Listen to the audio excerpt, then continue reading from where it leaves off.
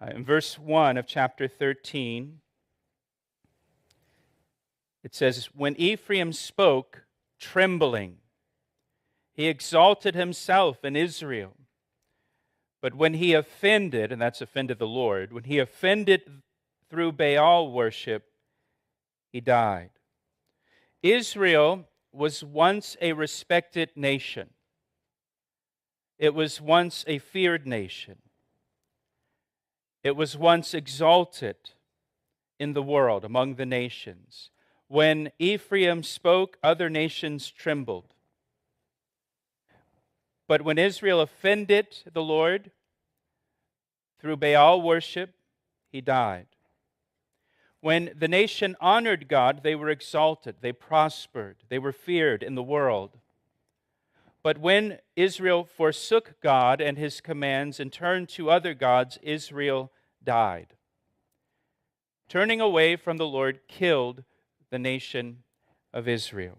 And what does it mean that Israel died? Well, if you think back to the book of Genesis, when God created Adam and Eve, and God told Adam not to eat of the tree of the knowledge of good and evil, and God said to Adam, "In the day that you eat of it, you will surely die." And when Adam ate of the tree, he immediately experienced spiritual death. And then at a later time, Adam experienced physical death. And so there was a period of time in Adam's life where he was dead spiritually, but physically alive.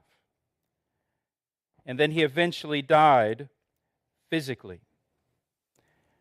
And the same thing happens to a nation that turns away from God. A nation that turns away from God will experience spiritual death first. And then that nation eventually dies physically and vanishes off the world stage. Israel died spiritually when they turned from God and began to trust in things that weren't really God's at all. Israel experienced spiritual death. And Israel existed for many years as a nation where they were spiritually dead but physically alive. They still existed physically as a nation, but they were spiritually dead. And then eventually, Israel died physically also. And so Israel experienced spiritual death and then at a later time, physical death. And when a nation dies, it typically does not die, in one sudden moment. It dies by degrees. It dies by degrees. It dies in stages over a period of time. The nation breaks down bit by bit, beginning with spiritual death. When that nation turns away from God and His commands, and then over time in that nation, things begin to fail.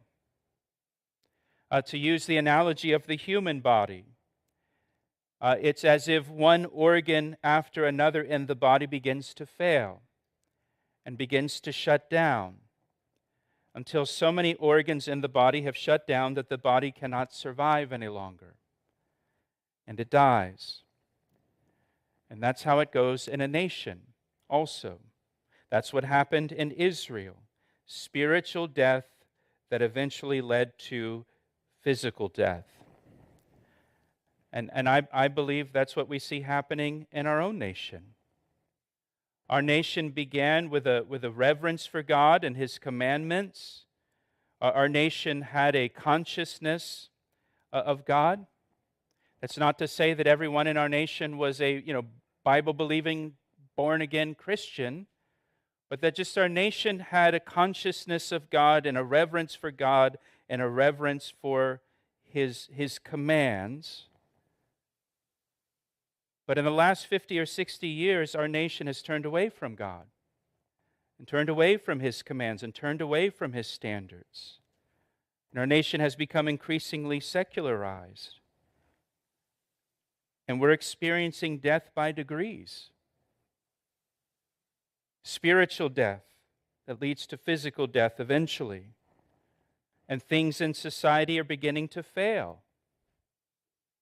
This is why it's important for you and for me, for us to pray for our nation to turn back to God, to pray for revival in our nation. Because just as God can make a person who is spiritually dead in their sins alive again, He can make a nation alive. He can revive a nation. Look at verse 2, and I want you to note in verse 2 the progression here. This is what happens in a nation.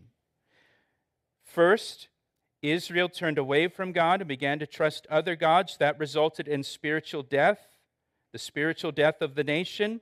And now, verse 2, they sin more and more. Once the nation turned away from God and His commands, sin increased more and more. There's a direct correlation here. There's a direct correlation. Now they sin more and more and have made for themselves molded images, idols of their silver according to their skill. All of it's the work of craftsmen. And they say of them, of their idols, let the men who sacrifice kiss the calves. Get this, people in Israel were required to kiss the calves. The golden calves that they worshipped, that they set up in Bethel and Dan.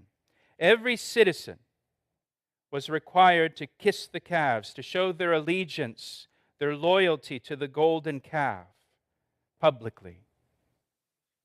It's similar to the golden image that King Nebuchadnezzar made in Daniel chapter 3, where everyone was required by the government to bow down and worship the image, to publicly declare their allegiance to the image and to King Nebuchadnezzar. And those who didn't bow down and worship, they were cast into the fiery furnace. And you remember that story when we went through Daniel. The whole nation bowed down, and there were three, Shadrach, Meshach, and Abednego, who refused to bow down.